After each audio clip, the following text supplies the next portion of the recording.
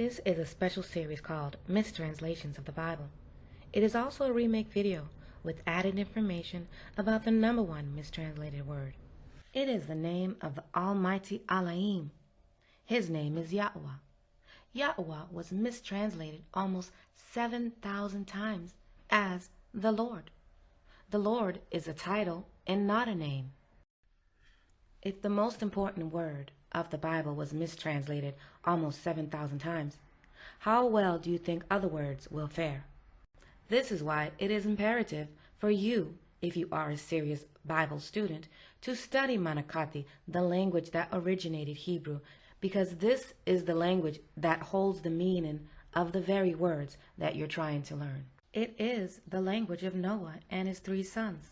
Before the Tower of Babel, the original language. In our days, Manakahthey is known as Paleo or Ancient Biblical Hebrew.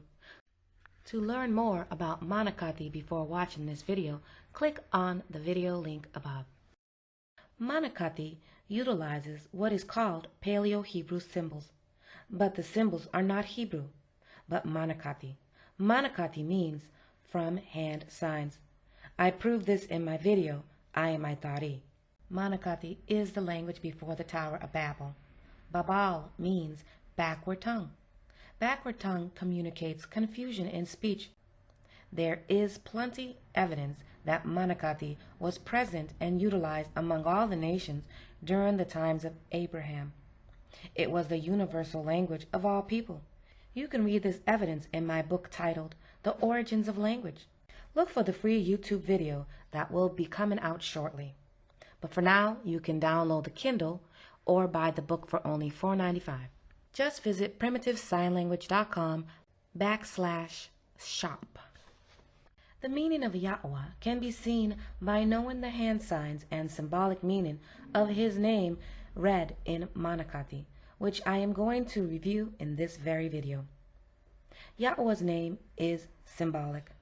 The symbols in his name tell us exactly what his name means and who he is. This meaning is different than the meaning you would find in the concordance. This information can only be known by reading my book, Primitive Sign Language. I Am 𝐼, the woman prophesied in Zephaniah 3:9-10. The reason for this is to introduce everyone to the name of Yahuah, and for us to agree and be in unity. The Manakahthey language united mankind. During the days of Noah, Yahuah had plans for his sons to repopulate the earth and become separate nations with separate identity. The language of Manakahthey had to therefore be removed. So language, specifically the Manakahthey language, created a source, a way for the people to be one, for the people to be united. Therefore, in the days when Yahuah was creating the nations, it had to be removed. But now, Yahuah, according to the prophecy of Zephaniah 3:9-10, he is calling on everybody to come and serve him, and he wants you to know his name. He wants to return the Manakahthey language back to you. It is here. I wrote the book. I'm making videos. I need your support so I can get this information out to you. Regardless if I get support, I'm going to be trekking that path and bringing this information. It will be slow, but it will get there. Manakahthey is the natural language of all mankind. All nations use the same basic hand gestures to communicate the meaning of words.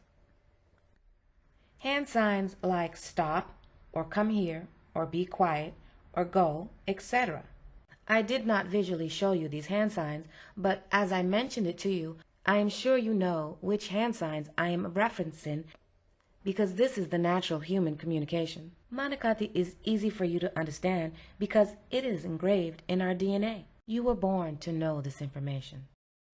Before I get into the meaning of Yahuah's name, I want to make sure everybody understands that you do not need to translate a name.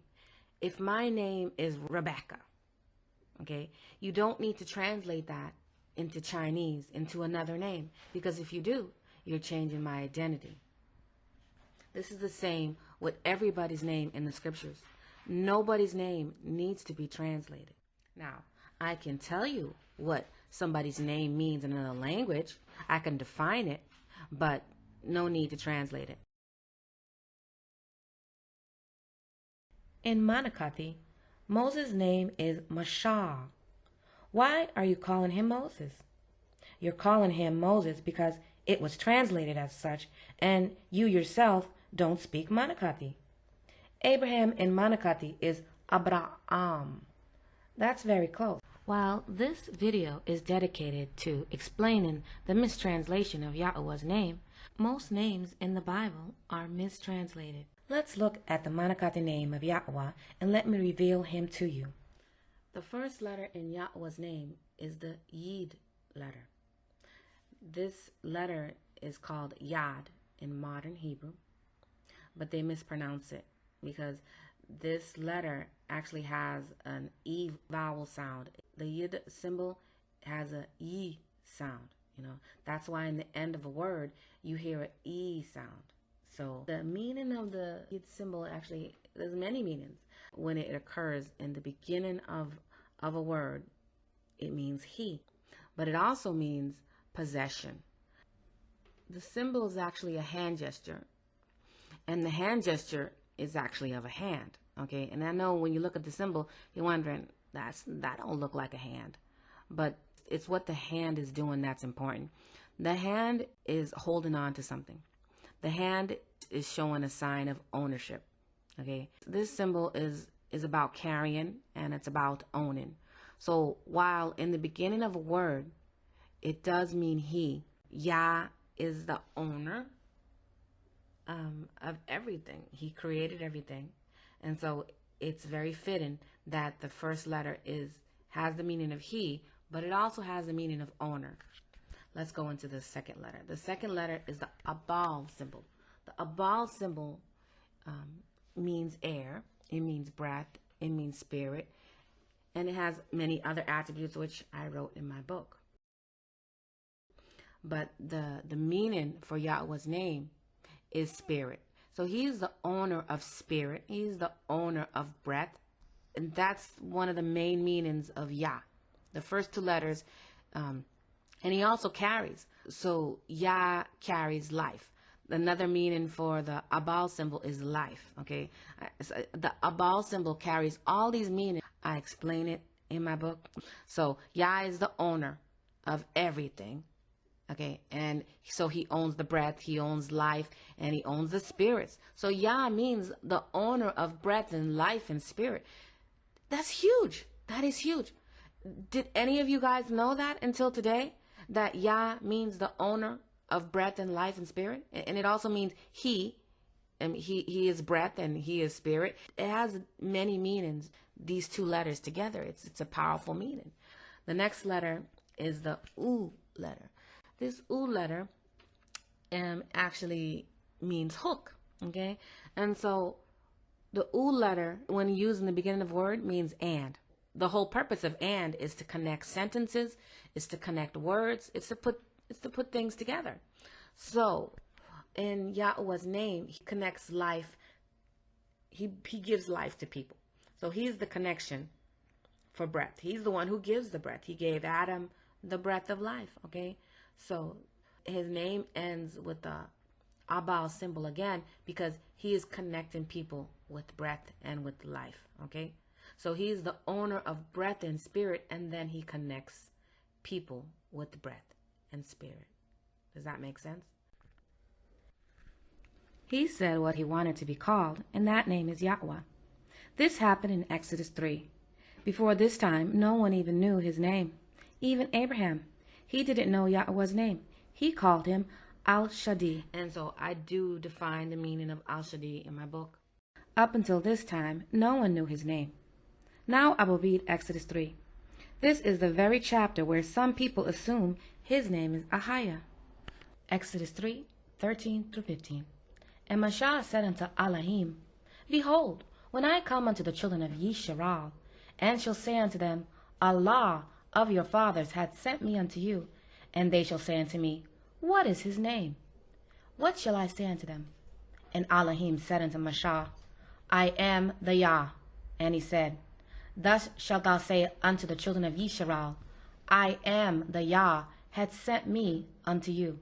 The translation of I am the Yah is where some people get Ahayah from. This is where the Ahayah worshippers pause. They don't like to read further into verse 15. They stop on verse 14 and think Ahayah is Yah's name. Ahayah only appears twice in the Bible when referencing the Most High, and it's only by the mouth of Yahuah. No one in the Bible ever called Yahuah Ahayah. We must continue reading because Yah did not want to be memorialized as Ahayah. Verse 15. And Elohim said moreover unto Mashah, Thou shalt say unto the children of Yisrael, Yahuah, Elohim of your fathers, the Allah of Abraham, the Allah of Yitzchak, the Allah of Jacob, hath sent me unto you. This is my name forever, and this is my memorial unto all generations. The Most High said Yahuah is the name to be memorialized forever in verse 15. This is what we see throughout the scriptures almost 7,000 times. Now, we learned a few minutes ago the meaning of Yahuah. Yahuah means he owns breath and life and connects breath and spirit. That's the meaning of his name. But what does Ahayah mean? Or Ahayah. First letter, which is the Alap letter. The Alap letter, when it occurs in the beginning of word, it means I. Okay?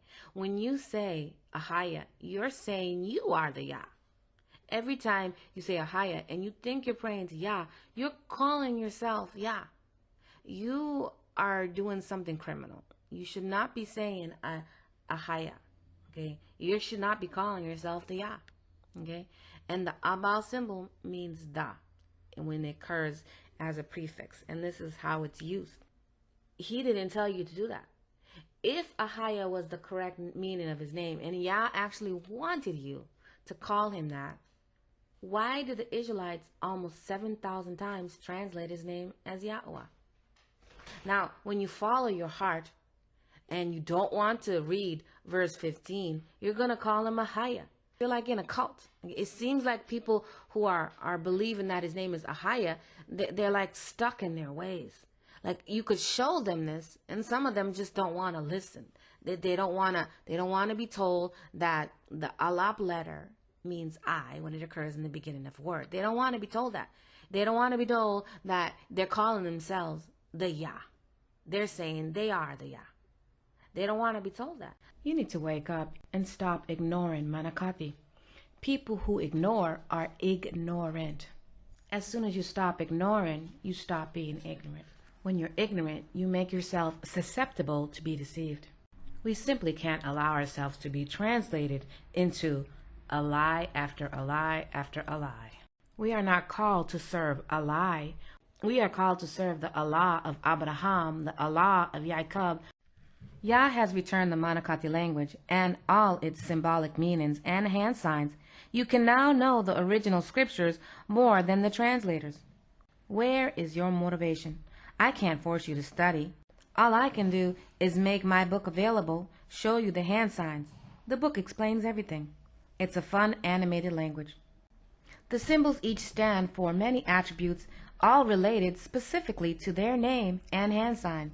The meaning of Manakahthey words depends on the association of the symbols together, geared by the hand signs. I explain all this in my book. Let me know your thoughts of this video, and if you have any questions, I will try to be available to answer them.